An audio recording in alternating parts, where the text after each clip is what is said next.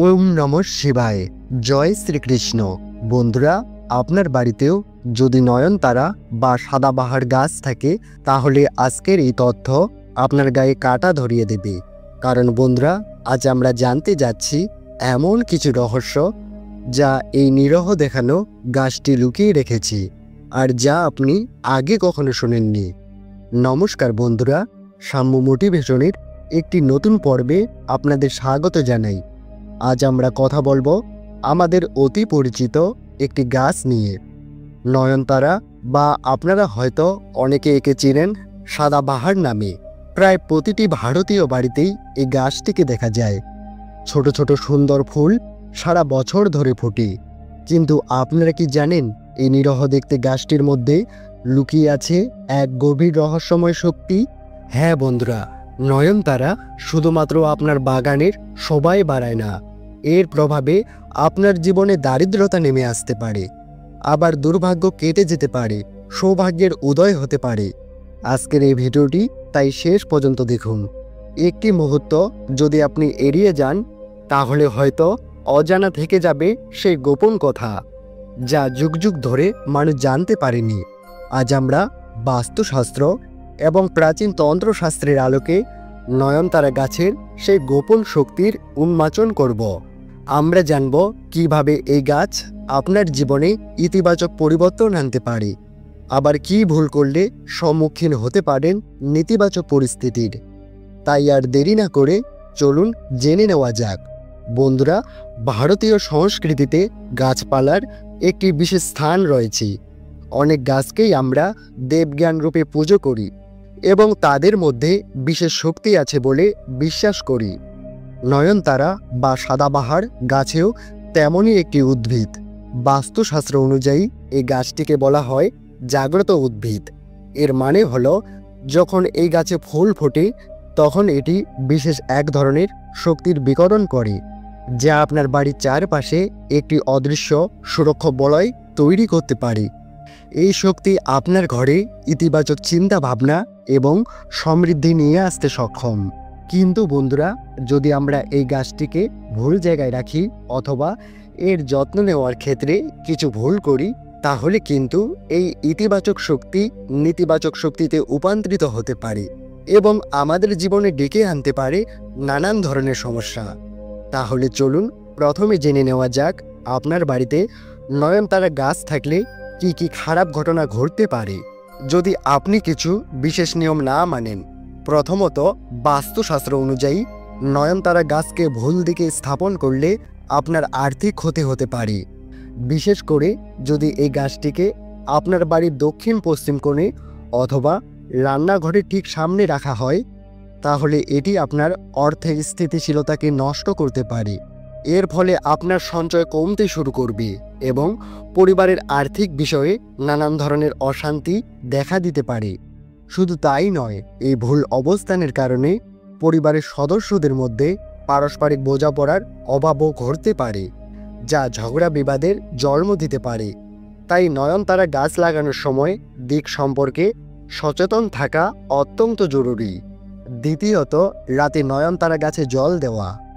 বাস্তুশাস্ত্র অনুযায়ী এটি অত্যন্ত নেতিবাচক অভ্যাস। মনে করা হয় সূর্য অস্তের পর এই গাছে জল দিলে তার নেতিবাচক শক্তিকে আকর্ষণ করে। এর ফলে আপনার ঘরে মানসিক অস্থিরতা বৃদ্ধি পেতে পারে। পরিবারের সদস্যদের মধ্যে অকারণে উত্তেজনা এবং রাগ দেখা যেতে পারে। শুধু তাই নয়, রাতে গাছে জল দিলে আপনার ঘুমেরও ব্যাঘাত ঘটতে পারে, যা অনিদ্রার মতো সমস্যা তৈরি করতে পারে। তাই চেষ্টা করুন দিনের আলোতে, বিশেষত সকালের দিকে নয়নতারা গাছে জল দেওয়ার। তৃতীয়ত, নয়নতারা গাছ শুকিয়ে যাওয়া একটি অশুভ লক্ষণ বলে বিবেচিত হয়। যদি আপনি দেখেন আপনার লাগানো নয়নতারা গাছটি ধীরে ধীরে শুকিয়ে যাচ্ছে, পাতা হলুদ হয়ে ঝরে পড়ছে, তাহলে এটিকে হালকাভাবে নেবেন না। বাস্তুশাস্ত্র মতে এটি সংসারের আসন্ন কোনো অশুভ ঘটনার ইঙ্গিত হতে পারে। এটি হঠাৎ অসুস্থতা, কর্মক্ষেত্রের সমস্যা বা শত্রুর কুপ্রভাবের মতো নেতিবাচক পরিস্থিতিকে ডেকে আনতে পারে। তাই যদি আপনার নয়নতারা গাছ শুকিয়ে যেতে শুরু করে তাহলে দ্রুত তার পরিচর্যা শুরু করে দিন এবং দেখুন যে কেন এমন হচ্ছে। যদি গাছটিকে বাঁচানো না সম্ভব হয় তাহলে সেটিকে সরিয়ে নতুন একটি গাছ লাগান। তবে বন্ধুরা, ভয় পাবার কিছু নেই। যেমন একটি মুদ্রার দুটো দিক থাকে, তেমনি নয়নতারা গাছেরও ইতিবাচক দিক রয়েছে।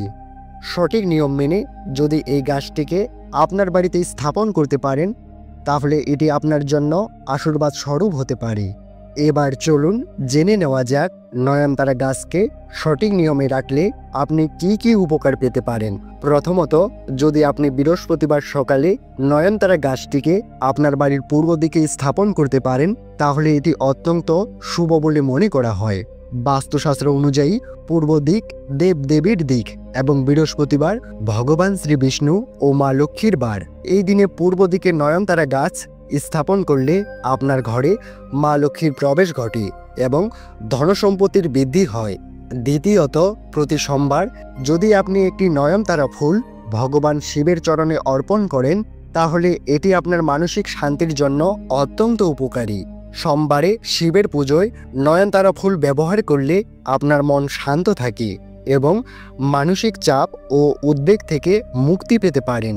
তৃতীয়ত, বৃহস্পতিবার মা লক্ষ্মীর পূজার জন্য নয়নতারা ফুল ব্যবহার করা অত্যন্ত শুভ। যদি আপনি প্রতি বৃহস্পতিবার একটি নয়নতারা ফুল মা লক্ষ্মীর চরণে নিবেদন করেন তাহলে আপনার ঋণ থেকে মুক্তি পাওয়ার সম্ভাবনা বৃদ্ধি পায়। আর্থিক কষ্টের হাত থেকে মুক্তি পেতে এটি একটি সহজ এবং কার্যকর উপায়। এছাড়াও নয়নতারা ফুল দিয়ে একটি ছোট এবং সহজ প্রতিকার আছে যা আপনার অনেক উপকার করতে পারে। এর জন্য কয়েকটি নয়নতারা ফুল দিয়ে একটি ত্রিকোণ আকারের মালা তৈরি করুন এবং সেই মালাটি আপনার বাড়ির মূল দরজায় ঝুলিয়ে দিন। বাস্তুশাস্ত্র অনুযায়ী এই প্রতিকারটি আপনার বাড়ির চারপাশ থেকে শত্রুর কুনজর এবং তাদের হিংসা দূর করতে সহায়ক। বন্ধুরা, নয়নতারা গাছ সত্যি একটি অসাধারণ উদ্ভিদ। এটি যেমন আপনার বাড়ির সৌন্দর্য বৃদ্ধি করে তেমনি যদি এর গোপন নিয়মগুলি জানেন তাহলে আপনার জীবনে সুখ, শান্তি এবং সমৃদ্ধি নিয়ে আসতে পারে। তবে অবশ্যই মনে রাখবেন, না জেনে কোনো কাজ করাই বিপদ ডেকে আনতে পারে। আপনার বাড়িতে কি নয়নতারা গাছ আছে?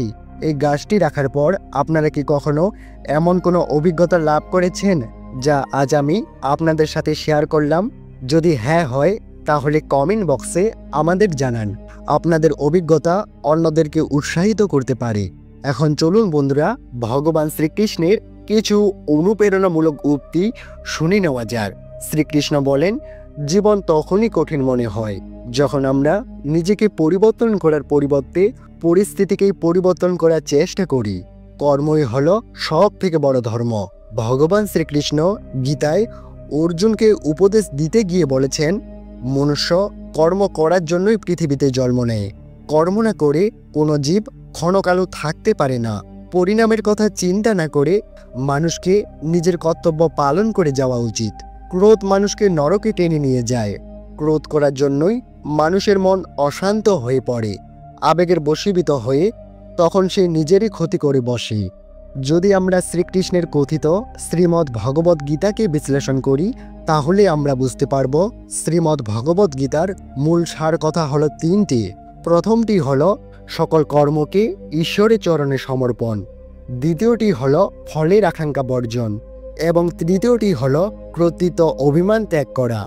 আত্মনিবেদনে গীতার আরম্ভ এবং আত্মসমর্পণে গীতার সমাপ্ত। আমরা প্রত্যেকেই হলাম এক একটি আত্মার স্বরূপ যা পরমাত্মারই অংশ। এই সংসার হলো একটি কারাগৃহের মতো যেখানে আমরা নিজেদের অপরাধের শাস্তি ভোগ করার জন্যই জন্মগ্রহণ করে থাকি।